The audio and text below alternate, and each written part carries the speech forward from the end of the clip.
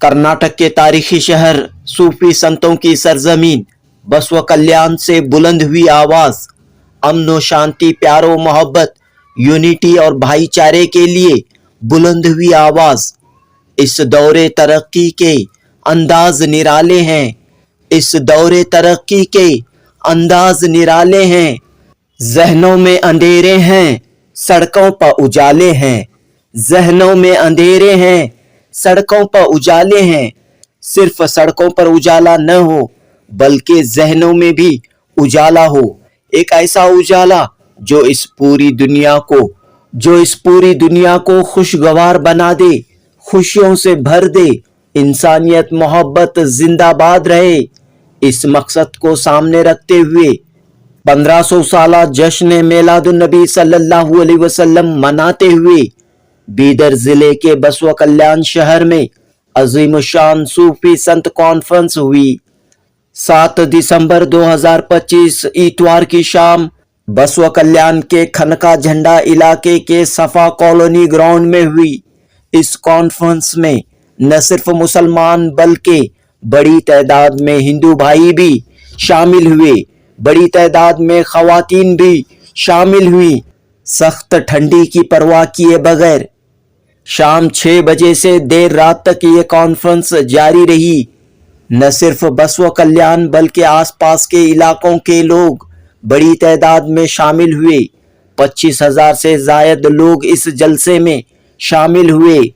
दोस्तों, जैसा कि आप सब जानते हैं, कांग्रेस पार्टी के एक बड़े लीडर एमएलसी और चीफ व्हिप सलीम अहमद की लीडरशिप में पहले हुबली में कॉन्फ्रेंस हुई, फिर कोप्पल में और अब बसव कल्याण में तीसरी बड़ी कॉन्फ्रेंस मुनअकद हुई। बसव कल्याण के लीडर और साबिक एमएलसी विजय सिंह नीलंगा शरीफ दरगाह के सज्जादा नशीन हैदर वली पाशा कादरी की निगरानी में ये यादगार जलसा हुआ और इस जलसे को कामयाब बनाने में बसव कल्याण के मुकामी कायदीन, अमायदीन, मिली व समाजी तंजीमों ने दिन व रात मेहनत की। इस तारीखी इजलास की सरपरस्ती गुलबर्गा की दरगाह हजरत ख्वाजा बंदा नवाज के सज्जादा नशीन, कर्नाटक रियासती वक्फ बोर्ड के चेयरमैन हाफिज सैयद अली अल हुसैनी ने फरमाई। मुल्क के मारूफ उलमाए कराम मौलाना उबैदुल्ला खान आजमी, मौलाना अनवारुल्लाह हुसैनी हैदराबाद, मौलाना मोहम्मद नदीम अहमद सिद्दीकी महाराष्ट्र, बसव कल्याण की दरगाह हजरत राजे बाग सवार के सज्जादा नशीन मौलाना जियाउल हसन जागीरदार व दीगर उलमाए कराम ने इस इजलास से खिताब किया। बसव कल्याण के अनुभव मंडप के सदर बसवलिंगा पट्टा देवरू, हवा मालीनाथ महाराज निरागुड़ी, अभिनव रुद्रमणि शिवाचार्य, इस तरह कई बड़े स्वामी जी और संत इस कॉन्फ्रेंस में मौजूद रहे। इस तरह यहाँ हिंदू और मुस्लिम धर्म गुरुओं का संगम देखने को मिला।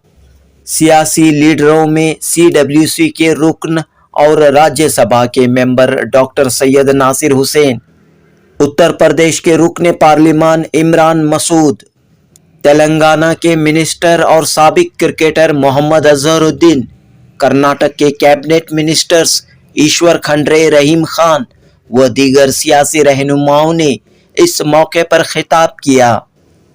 इजलास में शाहीन तालीमी इदारा जात के chairman doctor Abdul Qadeer, Bombay high court के रिटायर्ड जज जस्टिस BG कोलसे पाटिल, सैयद यसरब अली कादरी व दीगर अहम शख्सियात मौजूद थीं। बसव कल्याण की सूफी संत कॉन्फ्रेंस के जरिए ये पैगाम दिया गया कि नफरत के माहौल को ख़त्म करने के लिए फ़िरका परस्ती, चाहे वो हिंदुओं में हो या मुसलमानों में, फ़िरका परस्ती को शिकस्त देने के लिए, मुल्क में सेक्युलरिज्म को मजबूत करने के लिए और हज़रत मोहम्मद मुस्तफ़ा सल्लल्लाहु अलैहि वसल्लम के पयाम इंसानियत मोहब्बत को आम करने के लिए सूफी संतों के पैगामात को, तालीमात को आम करने के लिए हर शख्स आगे आए। सब मिलजुल कर, मुत्तहिद होकर सूफी संतों की रिवायतों को आगे बढ़ाएं। जनूबी हिंद न्यूज़ रिपोर्ट। ಅವರ ಮಾತುಗಳನ್ನು ತತ್ವಗಳು ಕೇಳಬೇಕು. ಅದರ ಮೂಲಕ ಒಂದು ಸಂದೇಶ ಹೋಗಲಿ, ಶಾಂತಿಯ ಸಂದೇಶ ಅನ್ನೋ ಮಾತನ್ನು ಹೇಳ್ತಾ, बुजुर्गों नौजवान साथियों, ज़्यादा वक्त नहीं लूँगा। मैं आप लोगों का शुक्रिया अदा करना चाहता हूँ कि आप लोग यहाँ आए, इस प्रोग्राम को कामयाब बनाएं।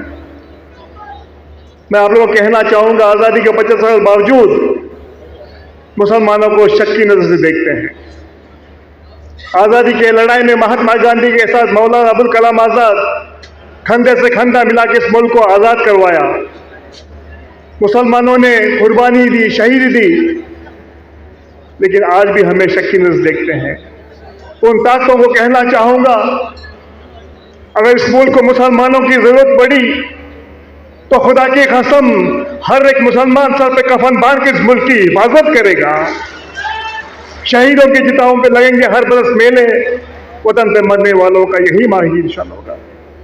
मैं ज़्यादा न कहते हुए आप लोगों का शुक्रिया अदा करता हूँ कि हम एक होके हमें जीना है। ये हमारा मुल्क है, अमन, शांति और भाईचारे के इसको लेके हमें आगे बढ़ना है। अगर मुल्क को तरक्की करना है तो सब लोगों को साथ मिलकर चलना है। ये एक बात कहते हुए मेरी बात ख़त्म करता हूँ। अस्सलाम वालेकुम।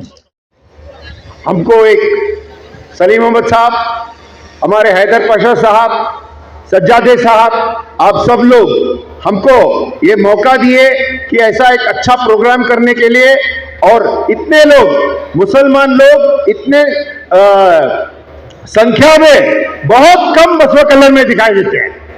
वोट सबसे ज्यादा लोग कांग्रेस पार्टी को मुसलमान लोग डालते हैं, लेकिन जुलूस में सबसे कम मुसलमान लोग आते हैं। लेकिन आज आप लोग इतने संख्या में आकर हम सबकी इज्जत रखी, उसके लिए मैं दिल से आप लोगों का धन्यवाद कहना चाहता हूं।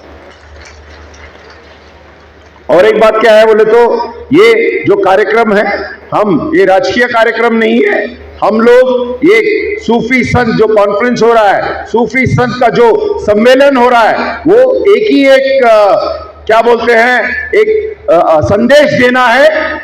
ऊपर से कश्मीर से लेके कन्याकुमारी तक, चामराजपट से लेके बसवा कल्याण तक एक ही एक संदेश देना है, वो प्यार का, प्रेम का, मोहब्बत का, एकता का। ये जो संदेशा हमारे लोगों को देना है, और हम लोग सब चीज में साथ रहकर काम करने से हम लोग सबकी शक्ति बुलंद होगी, और आगे आने वाले दिनों में हम लोगों को कोई रोकने वाली शक्ति पैदा नहीं होगी इस धरती पर। का काम करेंगे। जब वासुदेव कुटुंबकम की बात की जाए, यानी पूरा विश्व एक परिवार है, और मैंने बार बार पूछा है, उन नफरती लोगों से पूछने का काम किया कि जब धर्म ये कहता है कि पूरा विश्व एक परिवार है, वासुदेव कुटुंबकम, तो फिर हम कौन हैं? हमसे नफरत किस बात की है? हमसे नफरत किस बात की है? आज ये नफरत फैला करके आप मुल्क को कमजोर करने का काम कर रहे हो।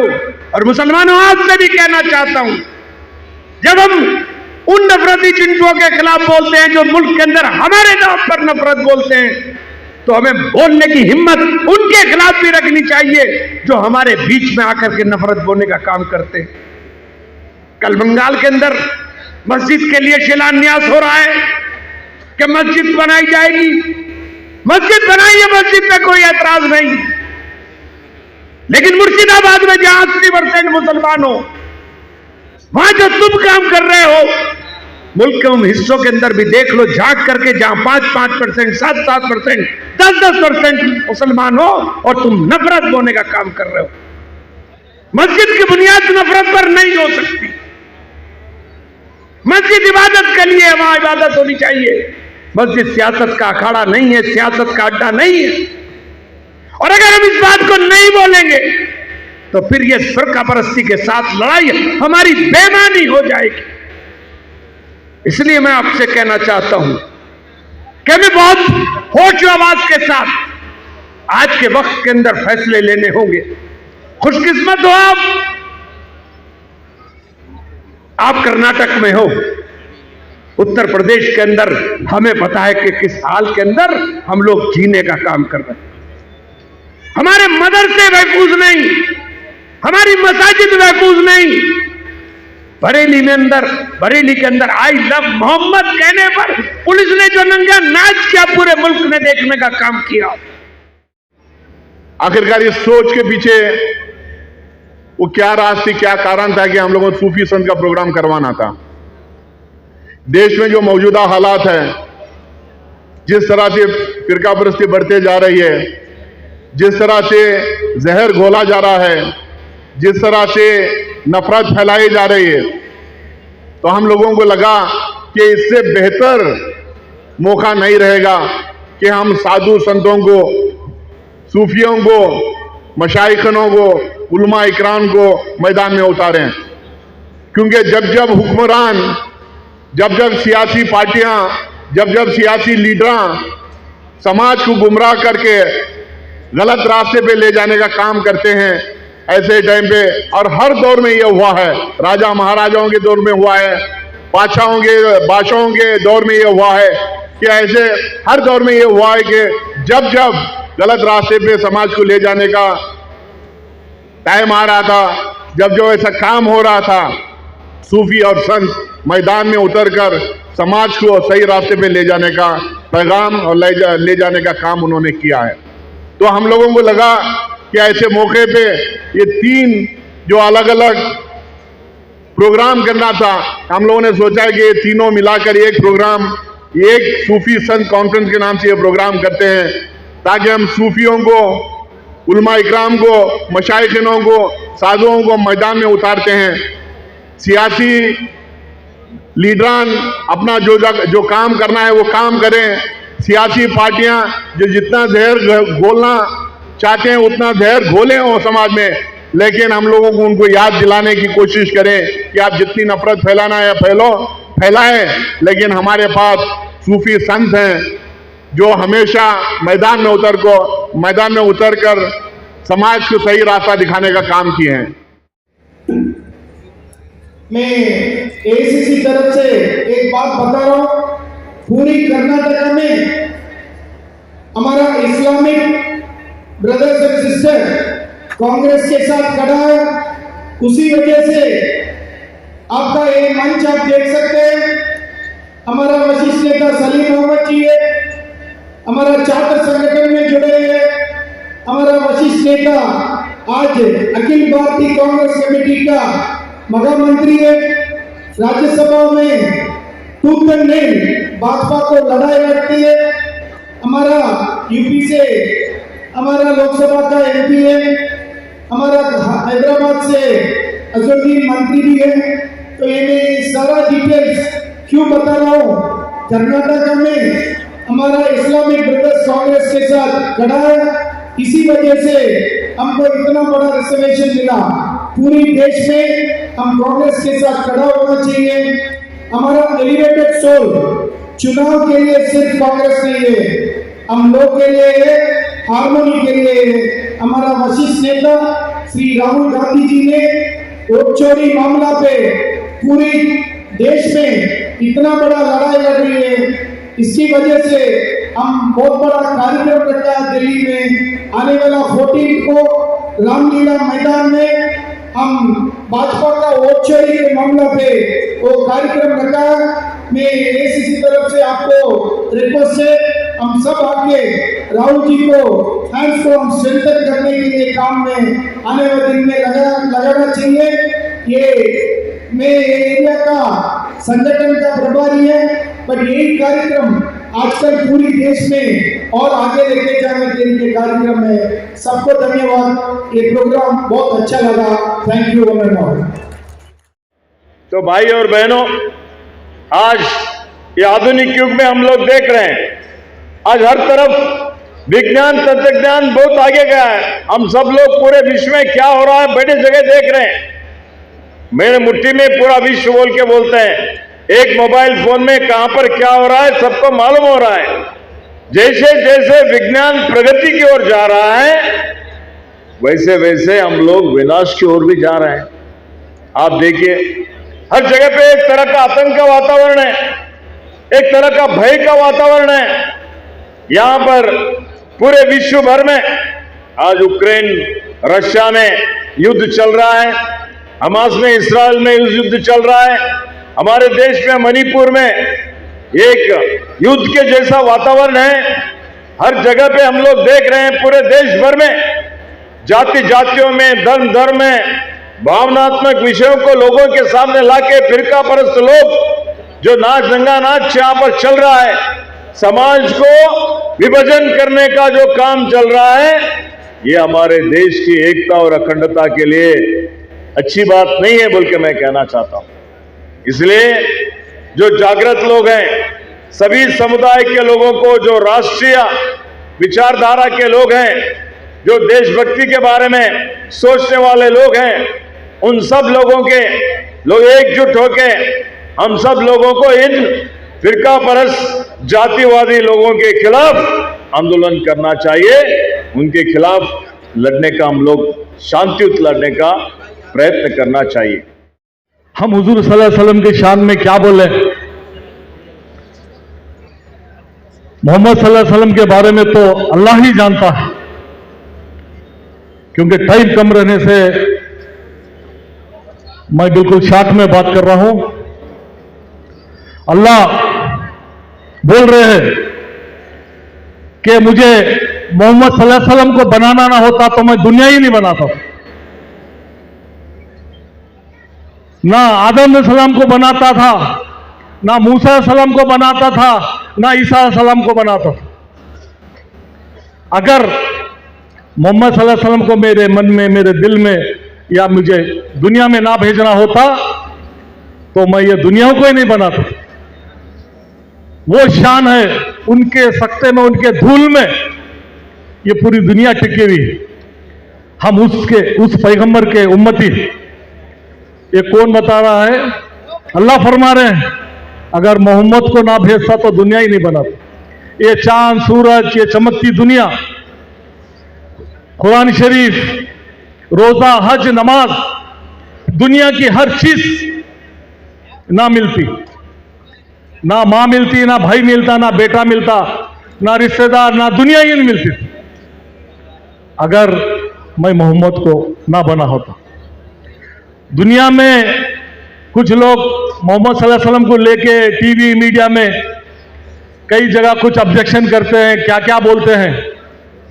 उन्होंने कुछ भी बोलो, जिसकी तारीफ अल्लाह कर रहा है, जिसकी तारीफ अल्लाह कर रहा है तो दूसरों से क्या लेना देना है। तेलंगाना में, साउथ में इतना कोई हालात वो नहीं है, बट लेकिन अगर आप थोड़ा नॉर्थ में जाएंगे तो वहाँ काफ़ी हालात ठीक नहीं है।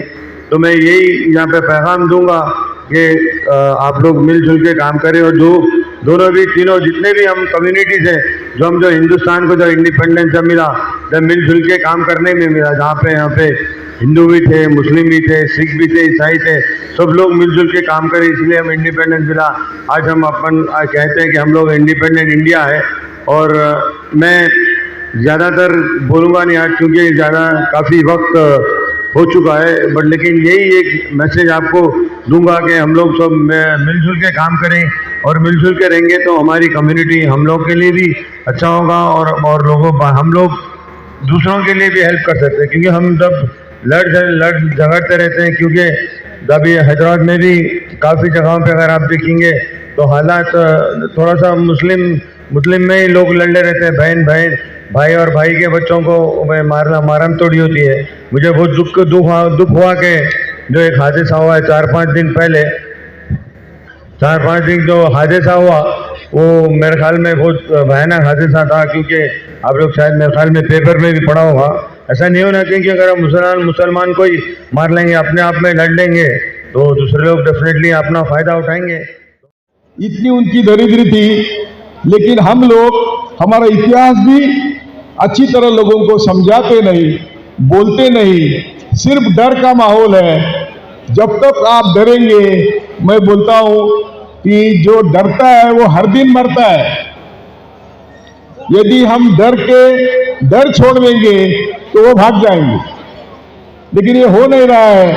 मैं इसलिए पुणे से, महाराष्ट्र से आपको मिलने आया हूं कि मुझे जो संदेश देना है वो हमारा झूठा इतिहास हमारे सभी दुखों की जड़ है। जैसे कि हमारे महाराष्ट्र के शिवाजी महाराज थे, उनके दरबार में सभी इंपॉर्टेंट पोजीशन पे मुस्लिम थे।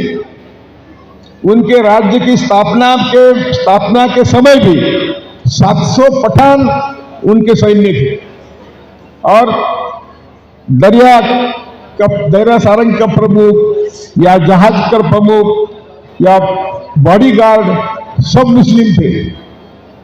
अफजल खान का बॉडीगार्ड था कृष्णाजी भास्कर कुलकर्णी, जिसने छत्रपति शिवाजी पर एक वार किया था उनके जिंदगी में, सिर्फ एक वार, और वो ब्राह्मण ने किया था। औरंगजेब और शिवाजी कभी आमने सामने लड़े नहीं। औरंगजेब के जो लड़ने वाले थे वो सब राजपूत थे, और वो राजपूत जब आए महाराष्ट्र में तो उनको जिताने के लिए हमारे महाराष्ट्र के ब्राह्मण यानी आरएसएस के पूर्वज, उन्होंने यज्ञ किया था कि शिवाजी हारे और वो दिने राजपूत जीते। तो ये सब इतिहास जब तक आप लोगों को बताएंगे नहीं, लोगों को साथ लेने की कोशिश नहीं करेंगे, तो हम कैसे आगे जाएंगे। ये मदर डे क्यों आया? इसलिए कि बच्चे दुनिया में नालायक पैदा होने लगे।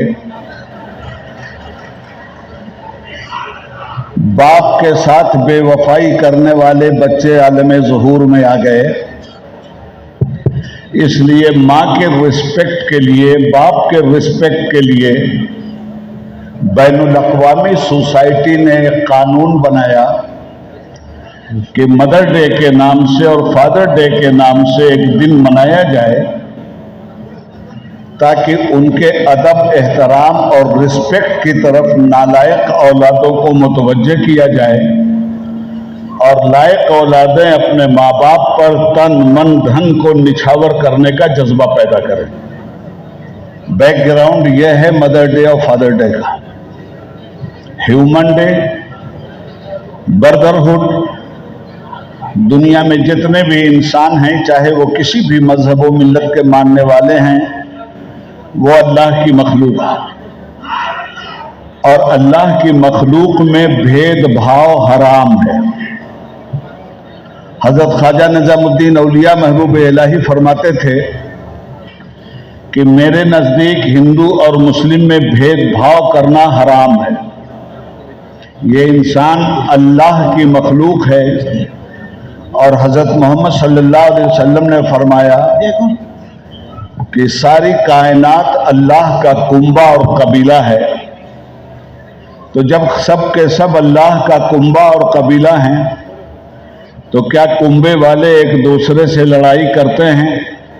और अगर वो लड़ाई करते हैं तो कुंबे की शराफत पे जुल्म का जन्नाटेदार तमाचा मारते हैं।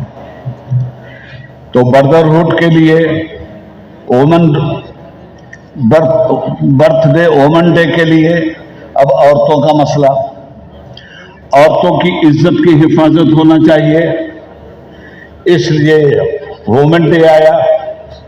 माँ की हैसियत को पहचानना, बहन की हैसियत को पहचानना, बीवी की हैसियत को पहचानना, दूसरों की माँ बहनों की इज्जत, एहतराम और रिस्पेक्ट करना, बैनुल अक़वामी बिरादरी ने अब इस चीज़ को ईजाद किया ताकि औरतों की इज्जत व आबरू की हिफाजत हो सके और उनका रिस्पेक्ट जारी रखा जा सके। अब मैं आपसे कहना चाहता हूँ, इतने डे अगर मना रहे हैं आप, तो सिर्फ एक पैगंबर का बर्थडे मना लीजिए, ह्यूमन डे भी मना सकते हैं आप, मदर डे भी हो का हक भी अदा हो जाएगा, वोमेन डे का भी हक अदा हो जाएगा। दिन आज आ चुका, जो पैगाम इस ज़मीन से देना है, जो मोहब्बत का पैगाम पूरे दुनिया को देने का जो अज़्म इस वक्त किया गया है, शक्ति भी शांति भी भक्तों की प्रीत में है, इस देश के वासियों की मुक्ति प्रीत में है। जब तक हम इंसान बनकर आपस में भाईचारगी के साथ नहीं रहेंगे, उन दरिंदों में हमारा शुमार होगा जो जंगल में आपस में लड़ते हैं। जब अल्लाह ने हमें अशरफुल मखलूक़ात बनाकर पैदा किया, जब हमें इंसान बनाया, तो हमको सोचना चाहिए कि जितने धर्म हैं, जितने धार्मिक गुरु हैं, हर एक ने इंसानियत ही की बात की है। सरजमीन दक्कन पर बंदा नवाज ने जो बुनियाद रखी, खिश्त अव्वल चू नेहद मेमार कज ता सुरैया मी रवत दीवार कज। जब मेमार अगर कोई ईंट गलत रखता है तो वो दीवार आखिर तक टेढ़ी जाती है, अगर मेमार उसको सीधा रखे तो आखिर तक वो दीवार सीधी ही जाती है। तो इस इस्लाम के मेमार ने उस वक्त सीधी ईंट रखी थी, जिसका नतीजा आज आप देख रहे हैं। इसको दो चीजों पर मुश्तमिल रखा गया, मिलादुन नबी सल्लल्लाहु अलैहि वसल्लम, संत सूफी, उनको इस दूसरे कैटेगरी में रखा गया। तो ये दोनों चीजें मिला के ये जलसा अपने आपके और हमारे दरमियान में मौजूद है। उसमें दो चीजों में रिसालत पाक सल्लल्लाहु अलैहि वसल्लम की विलादत और फिर सूफियों की किरदार। हिंदुस्तान की सरजमीन पर कोई नबी नहीं आया और इस धरती के ऊपर रिसालत पाक सल्लल्लाहु अलैहि वसल्लम के बाद अब नबूवत का दरवाजा बंद हो गया। अब यहां नबूवत के काम को जारी रखने के लिए ख्वाजा खाजगान हजरत ख्वाजा गरीब नवाज, अल्लाह ताला मुसब्बिबुल असबाब है, उस असबाब के तहत मोइनुद्दीन अजमेरी को हिंदुस्तान को भेजा गया। उनकी प्रेम बातें, मोहब्बत वाली बातें, शक्ति वाली बातें, रूह को ताजगी देने वाली बातें इतनी असरअंदाज हुई कि हिंदुस्तान के चप्पे चप्पे में उनके मानने वालों का एक बेहतरीन तकिया बना। छोटा सा छोटा गांव हो, वहां एक फकीर जरूर रहता है। करता हूं, मुझे ये उम्मीद नहीं बल्कि ये यकीन है कि ये कॉन्फ्रेंस सूबे कर्नाटक नहीं बल्कि मुल्क के कोने कोने में एक पैगाम देगी और मुल्क में अमन की फिजा को बहाल करेगी। अजीज दोस्तों, इस कॉन्फ्रेंस का जो उन्वान है, जो मकसद है, औलिया अल्लाह ने और बुजुर्गान दीन ने जिस अंदाज में मेहनत की और आपसी भाईचारे की मिसाल कायम की, ये दुनिया की तारीख में ऐसी मिसाल कहीं नहीं मिलती। मेरे अजीज दोस्तों, चाहे हजरत ख्वाजा मोइनुद्दीन चिश्ती अजमेरी रहमतुल्लाह अलैह हो, चाहे हजरत ख्वाजा बंदा नवाज बिसुदराज रहमतुल्लाह अलैह हो, चाहे ख्वाजा अबुल फैज रहमतुल्लाह अलैह हो, ये औलिया अल्लाह का जो मिशन है, जो पैगाम है, उस पैगाम को दुनिया आज तक उसकी नजीर पेश नहीं कर सकी। जिस पैगाम अमन के जरिए उन्होंने दिलों पर हुकूमत की थी, उन्होंने दिलों के अंदर एक शमा को रोशन किया था। तमाम आदम से लेकर ईसा तक जितने नबी आए, तमाम नबी आए, अवतार आए, ऋषि आए, मुनि आए, जो आए, आने के बाद खातमुन नबीन सल्लल्लाहु अलैहि वसल्लम जब तशरीफ लाए, अब रहती दुनिया तक कोई नबी आने वाला नहीं है, कोई रसूल आने वाला नहीं है, कोई अवतार आने वाला नहीं है। अब ये आखिरी नबी आ गए हैं, तो ये क्या लेकर आए? ये मोहब्बत का पैगाम लेकर आए। इंसानियत का पैगाम लेकर आए। क्या इंसानियत है देखो कि रसूल अकरम सल्लल्लाहु अलैहि वसल्लम जब तशरीफ फरमा है तो बिलाल आते हैं, अभी वो ईमान नहीं लाए। वो जब आते हैं तो फरमाते हैं ताल हिना बिलाल, आओ मेरे कंबल पर बैठो। उस जमाने में गुलामों को कोई इज्जत नहीं थी, कोई मुकाम नहीं था, लेकिन हमारे आका ने इंसानियत की वो मिसाल पेश कर दी है कि आपने बिलाल को बुलाकर अपने कंबल पर बिठाया। इसको कहते हैं इंसानियत। हुजूर अकरम सल्लल्लाहु अलैहि वसल्लम का औलिया अल्लाह ने जो तालीमात हम तक पहुंचाई हैं,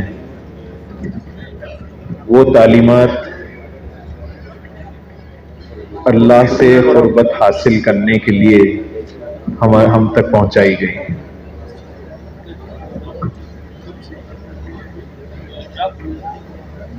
जब एक शख्स ने हजरत निज़ामुद्दीन औलिया रहमतुल्लाह अलैह के यहाँ पहुंचा और उसने ये गुजारिश की कि हुजूर मैं इस इरादत में शामिल होना चाहता हूँ, यानी सिलसिले में शामिल होना चाहता हूँ, तो आप मुझे सिलसिले में शामिल कीजिए। तो हजरत निज़ामुद्दीन औलिया रहमतुल्लाह अलैह ने आपको उस रास्ते पर कैसा चला जाए आपने उस शख्स को बताया और आपने इबादत बताया कि क्या क्या इबादत करनी चाहिए, कितनी देर मशगूल होना चाहिए, अल्लाह की तरफ तवज्जो कैसी होनी चाहिए, ये सारी चीजें बताई। तो उस शख्स ने कहा कि ये तो बड़ा आसान काम है, मैं अपने आप को किसी एक अकेली जगह, उसे खिलवत कहा जाता है, खिलवत का माने ये है कि जहाँ कोई ना हो, अकेले में बैठ जाए, तो मैं किसी जंगल में चला जाऊं, यानी खिलवत में चला जाऊं और वहां मैं ये सारे इबादतें कर लूं। तो हजरत निज़ामुद्दीन औलिया ने फरमाया कि नहीं, ऐसे नहीं करना है, तुम्हें अल्लाह ताला ने ये दुनिया भी दी है, इस दुनिया में भी रहना है, इस दुनिया की लज्जतों में भी रहना है, लेकिन उसके साथ साथ ये इबादत करनी, वो असल इरादत ಆಗ್ತದೆ। ಆ ದಿಶೆಯಲ್ಲಿ ಎಷ್ಟೇ ರಕ್ತದ ಹೊಳೆ ಆಗಲಿ, ಏನೇನೇನೋ ಬೇರೆ ಬೇರೆ ರಾಷ್ಟ್ರದಲ್ಲೆಲ್ಲ ಅದು, ಆದರೆ ಭಾರತ ದೇಶ ಅದು ಶಾಂತಿಯಿಂದನೇ ಸ್ವಾತಂತ್ರ್ಯವನ್ನು ಪಡ್ಕೊಂಡಿದ್ದು ಇಡೀ ಪ್ರಪಂಚಕ್ಕೆ ಶಾಂತಿ ಸಂದೇಶವನ್ನು ತೋರಿಸಿರ್ತಕ್ಕಂಥದ್ದು. ಬುದ್ಧ ಕೂಡ ಶಾಂತಿ ಸಂದೇಶ ಎಲ್ಲ ಮಹಾತ್ಮರ ಧರ್ಮಗುರುವಿನ ವಿಶ್ವದ ಸಂದೇಶ ಅಂದರೆ ಅದು ಶಾಂತಿ ಪ್ರೀತಿ ಇದೆ. ಆ ಶಾಂತಿ ಪ್ರೀತಿ ಇಟ್ಕೊಂಡು ಹೋದಾಗ ಎಲ್ಲವೂ ಯಶಸ್ವಿ ಆಗ್ಲಿಕ್ಕೆ ಸಾಧ್ಯ ಇದೆ ಅಂತ ಒಂದು ಉದ್ದೇಶ ಇಟ್ಕೊಂಡೇ ಇಲ್ಲಿ ಒಂದು ಜಯಂತಿ ಸೂಫಿ ಸಂತರ ಸಮಾವೇಶ. ಇದು ನಿಜಕ್ಕೂ ಅದು ಬಸವಣ್ಣನವರ ನೆಲದಲ್ಲಿ, ಸಮಾನತೆ ಕೊಟ್ಟಂಥ ನೆಲದಲ್ಲಿ ಇದು ಶಾಂತಿಯ ಸಂದೇಶವನ್ನು ಇಲ್ಲಿ ಪ್ರತಿಯೊಬ್ಬರು ಅಳವಡಿಸ್ಕೊಂಡು ಬದುಕನ್ನು ಹಸನ್ ಮಾಡ್ಕೋಬೇಕು ಅಂತಕ್ಕಂಥ ಮಾತನ್ನು ತಿಳಿಸಿ ನನ್ನ ಮಾತಿಗೆ ವಿರಾಮ ಕೊಡ್ತೀನಿ. ಎಲ್ಲರಿಗೂ ಶರಣು ಶರಣಾರ್ಥಿ. सारी सदियों में जो भारी है वो लम्हा मिलता, काश सरकारे दो आलम का जमाना मिलता। आपको देखता मक्के से हिजरत करते, आपके नक्शे कदम आपका रास्ता मिलता। आपको देखता ताइफ में दुआएं करते, आपके ये मेरे सब्र और तहम्मुल को सलीखा मिलता। आपके सामने रख देता सब कुछ लाकर, नुसरत दीन के लिए जब भी इशारा मिलता। वो घर बार लुटा देता, तो उसके बदले हुब्बे सरकार मदीना का खजाना मिलता। आपके पीछे खड़े होकर नमाजें पढ़ता, आपके कदमों के पीछे मुझे सजदा मिलता। भूल जाता मैं किसी ताक में रखकर आंखें, आपको देखते रहने का बहाना मिलता। आपकी तरह बैठा था मैं उसे शानों पर, राह में आपका जब कोई नवासा मिलता। सरकार दो आलम से मोहब्बत रखना हमारा ईमान है। भाइयों, नफरतों का असर देखो, जानवरों का बंटवारा हो गया। ना जाने कब गाय हिंदू और बकरा मुसलमान हो गया। ये देखकर सूखे मेवे भी परेशान हो गए। ना जाने कब नारियल हिंदू और खजूर मुसलमान हो गया। अब धर्म के चक्कर में हम रंगों का भी बंटवारा कर रहे हैं। जैसे कि हरा मुसलमान और लाल हिंदू का है, ऐसे ही होता रहा तो आने वाले दिनों में सारी हरी सब्जियां मुसलमानों के लिए रह जाएंगी और हिंदू सिर्फ लाल टमाटर और गाजर खाते रह जाएंगे, लाल टमाटर और गाजर खाते रहेंगे। मुझे एक बात समझ नहीं आ रही कि तरबूज किसके हिस्से में जाएगा।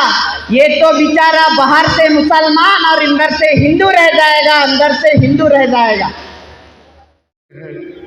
और मैं सबसे पहले अवाम का शुक्रिया अदा करता हूँ कि आपकी ज़िंदगी के टाइम जो है, इतना कीमती टाइम, इतने सर्दी में भी निकाल कर हमारे आका हज़रत मोहम्मद मुस्तफ़ा सल्लल्लाहु अलैहि वसल्लम के इस प्रोग्राम को कामयाब किए। मैं आपका शुक्रगुजार हूँ। और मैं शुक्रगुजार हूँ सलीम साहब का भी कि आपने हमारे को जो है बसवा कल्याण के अंदर ये प्रोग्राम मनाने का जो है मौका दिया। मेरे दोस्तों, मैं एक दो बात कर मैं मेरी बात को ख़त्म करूँगा। इस दुनिया में अल्लाह ताला ने इंसान को पैदा किया, उसके बाद में कई पैगंबर, कई सूफी संत, कई भगवान भेजे इंसान को इंसान बनाने के लिए। जब जाकर जो है इंसान बना, उसके बाद में जो है हमारे आका नंबर हज़रत मोहम्मद मुस्तफ़ा सल्लल्लाहु अलैहि वसल्लम इस दुनिया में आए। 1500 साल हो गए। आपने हमको क्या सिखाया? तहजीब, अदब, कैसे रहना, कैसे करना। सबसे पहले हमको जो है सारे खरीदों में सबसे बड़ा खरीदा जो है अदब है। अदब हमको सिखाए कि हम अड़ोस के साथ कैसे रहना, पड़ोस के साथ कैसे रहना, माँ बाप, भाई बहन, रिश्तेदार, दोस्त, अहबाब, हम वतनी के साथ में कैसे रहना, ये हुकूक हमको सिखाए। ಬೆಂಕಿ ಅವರು ಆಗಮಿಸಿದ್ದಾರೆ, ಅವರು ವೇದಿಕೆಯನ್ನು ಅಲಂಕರಿಸಿದ್ದಾರೆ. ಅವರನ್ನ ಸಂಘಟಕರ ಪರವಾಗಿ ಹಾಗೂ ತಮ್ಮೆಲ್ಲರ ಪರವಾಗಿ ತುಂಬ ಹೃದಯದ ಸ್ವಾಗತವನ್ನು ಕೋರ್ತಾ ಇದ್ದಾರೆ.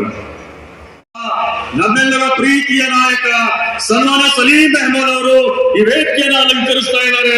ಅವರನ್ನು ತಮ್ಮೆಲ್ಲರ ಪರವಾಗಿ ಹಾರ್ದಿಕವಾದ ಸ್ವಾಗತವನ್ನ ಕೋರ್ತಾ ಇದ್ದಾರೆ.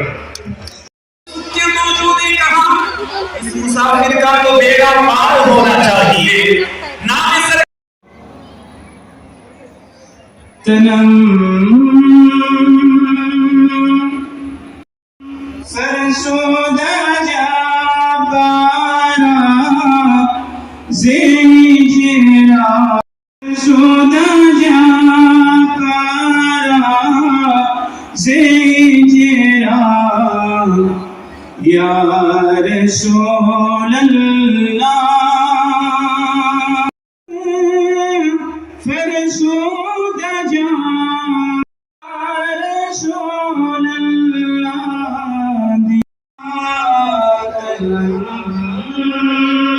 फरसोदा जा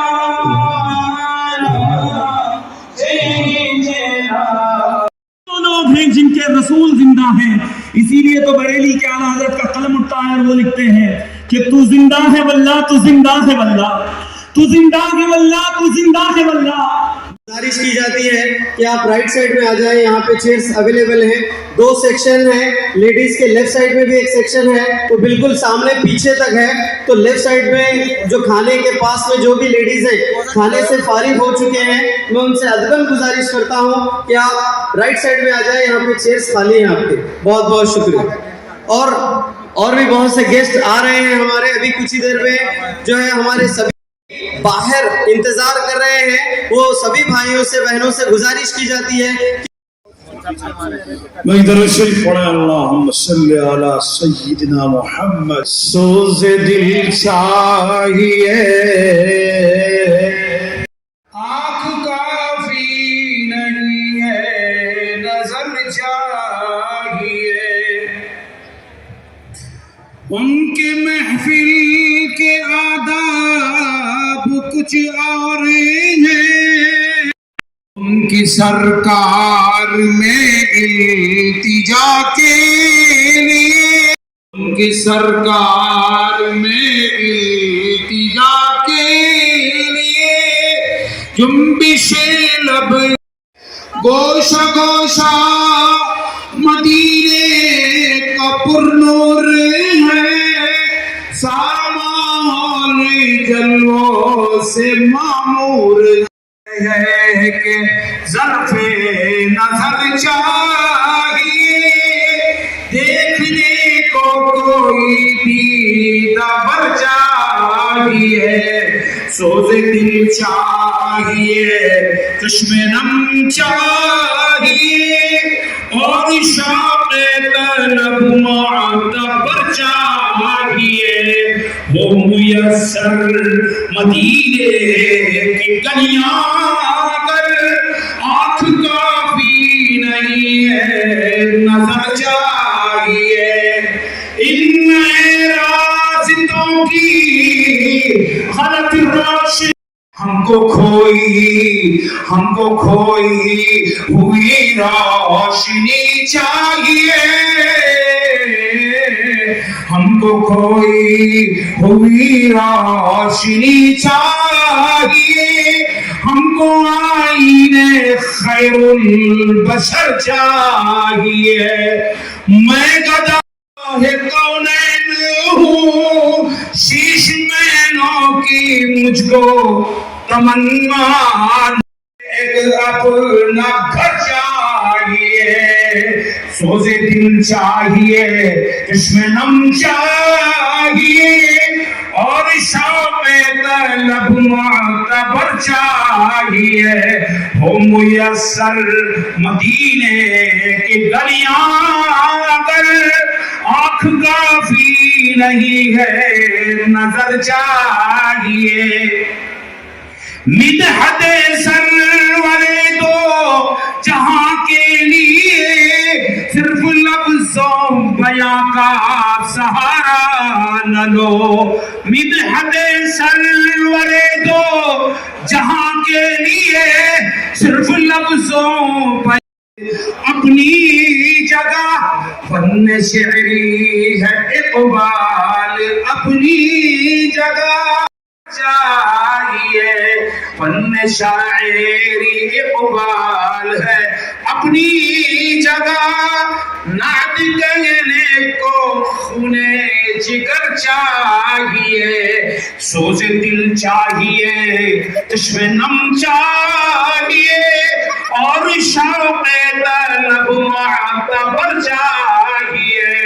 ओ मुयस्सर मदीने की गलियां अगर आँख काफी नहीं है, नजर चाहिए। माशाअल्लाह, ये थे मौलाना साहब जो सरकार गवर्नमेंट सल्लल्लाहु अलैहि वसल्लम की मदद सराई करने की साहब हासिल कर रहे थे। अज़ान गिरामी,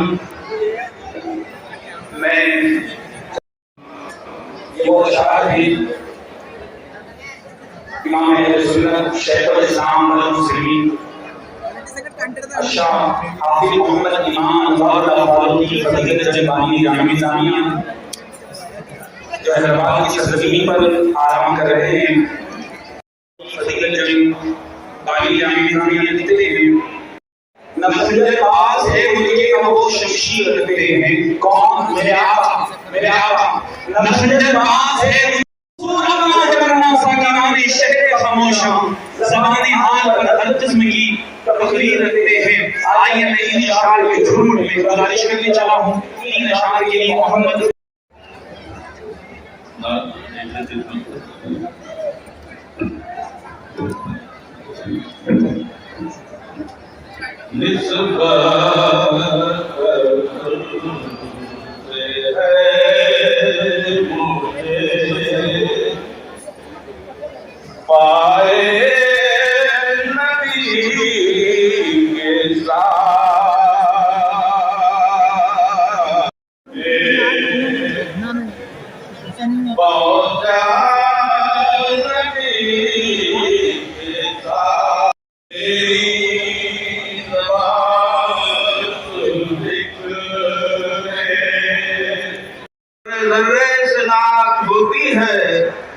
मेरा ऐसा अकीदा है अफजल, नाक वजह नजात होती है।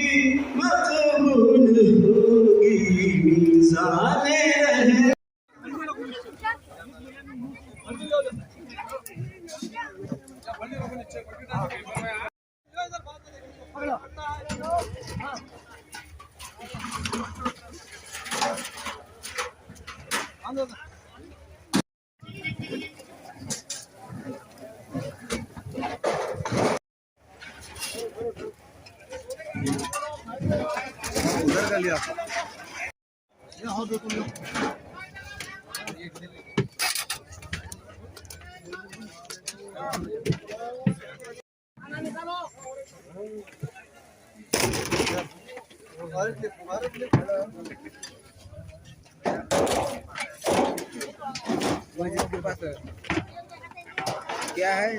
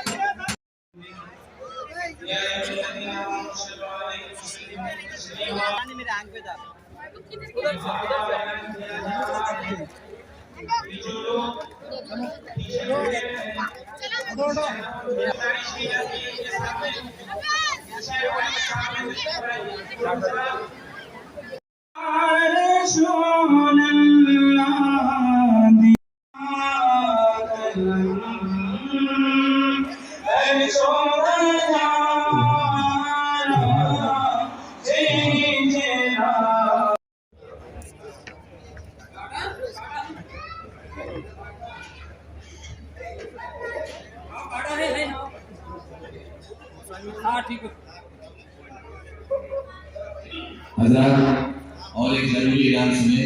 ख़वातीन व हज़रात, हमारे स्टेज के बाजू खाने का माकूल इंतजाम है, क्योंकि इस जलसे से शुरू होने से पहले आप तमाम अफराद खाने से फारिग होकर